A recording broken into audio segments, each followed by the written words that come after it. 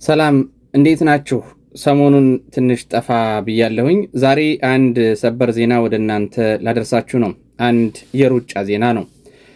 ሩጫው የነ ኃይሌ ገብረስላሴ ወይም ደግሞ የነ ቀነኒሳ በቀለም አይደለም። ሩጫው የነ ብርሃኑ ነጋ ወይም ደግሞ የነ አንዳርጋቸው ጽጌ ነው። ሩጫው የነ አብይ አህመድ ወይም ደግሞ የነ ቀንዳውጣ የነ ተመስገን ጥሩነህ ነው።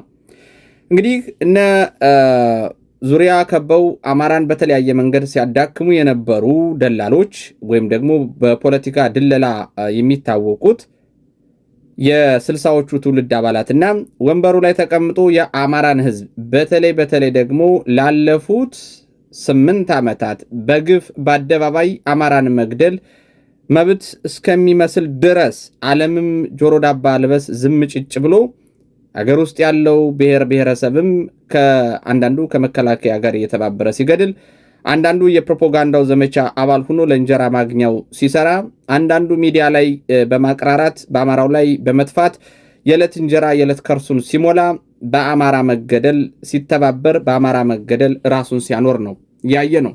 ይሄ ሁሉ ሆኖ የአማራን ሕዝብ ማሸነፍ ያቃተው ብልጽግና እነዚህ የስልሳዎቹን የነ ብርሃኑ ነጋና የነ አንዳርጋቸው ጽጌ ጓደኞችን ዲያስፖራውን አማራ አሸማግሉኝ፣ እርቅ እናድርግ እያላችሁ ልቡን እየጠባችሁ እባካችሁ እያደረገ ያለውን ትግል እንዲያቆም አድርጉ።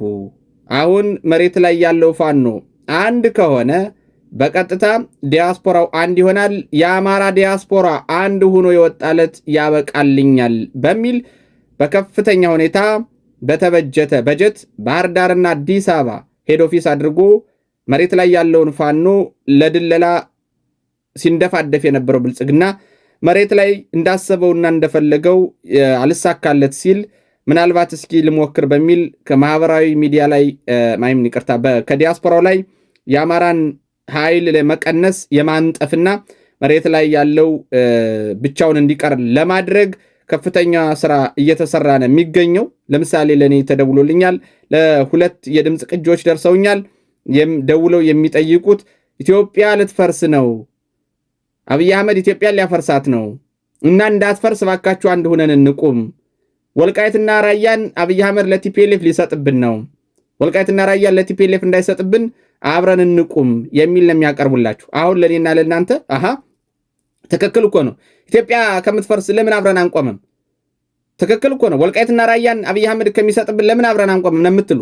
እነሱ ግን እናንተ የአማራን ትግል የአማራን የህልውና ትግል አፈር ድሜ ያስበልታችሁ ለኢትዮጵያ ብሔራዊ ጥቅም ቆመናል በሚል ካልኩሌሽን የአማራ ትግል እንዲሞት የማድረግ እንጂ እንዳሉት ያንን ያወሩላችሁን አጀንዳ ለማስፈጸም አይደለም።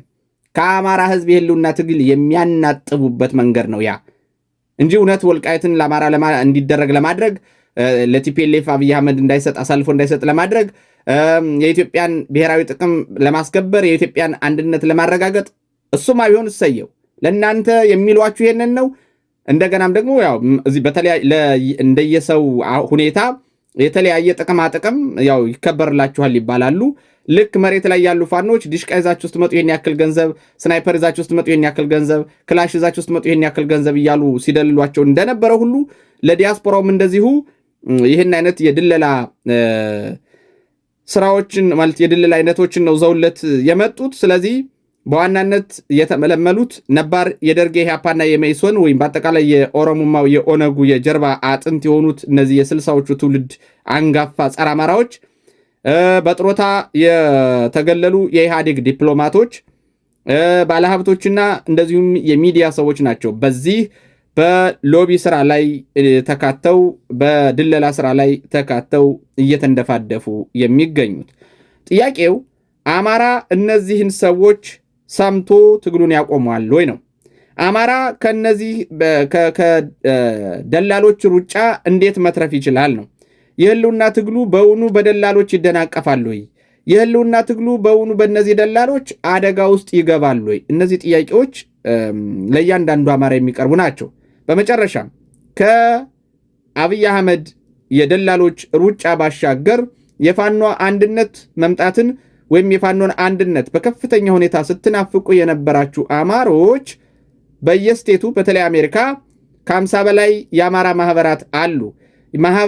ማህበራችሁን በአዲስ አደረጃጀት አድሳችሁ የማህበር አባላትና ደጋፊዎችን የነበረውን ቁርሾና ልዩነት አጥብባችሁ ልክ እንደ ፋኖ ይቅርታ አድርጋችሁ ማህበራችሁን እያንቀሳቀሳችሁ ነው ወይ? ምን ላይ ናችሁ ያላችሁት? አሁን የፋኖ አንድነት በተበሰረ ማግስት አብይ አህመድ አፈርድሜ ይበላል የሚሉ በጣም በርካታ ድምጾች ነበሩ። እነዛ ድምጾች አሁን ጠፍተዋል። ለምን? ፋኖ አንድ ሆኗል። አሁን ፋኖ አንድ ከሆነ 2 ሳምንት ሆኖታል። እናንተ የት ናችሁ ያላችሁት? ስንት የአማራ ማህበራት በፍጥነት ተደራጅተው አደረጃጀታቸውን አስተካክለው ወደፊት ተስፈንጥረው ከአማራ ህዝብ ትግል ጎን ቆመው ድጋፍ እያደረጉ ናቸው? ስንት የአማራ ማህበራት በአማራ ህዝብ ስቃይ ያጥር ዘንድ በአማራ ህዝብ ትግል ውስጥ ፊት ሆነው መሪ ተዋናይ ሆነው ለመተወን አብሮ ለመሳተፍ በሚችሉት መንገድ ራሳቸውን ለትግሉ አሳልፈው ለመስጠት ስንት የአማራ ማህበር አባላት እየተንቀሳቀሱ ናቸው? ይሄ ለመላው ለአማራ ዲያስፖራ የሚሰጥ ጥያቄ አዘል መልእክት ነው። የዛሬው መልእክቴ ነው። ሁሉም የአማራ ዲያስፖራ ከብልጽግና አሸማጋይ ደላሎች ራሱን ይጠብቅ መልእክቴ ነው። አመሰግናለሁ።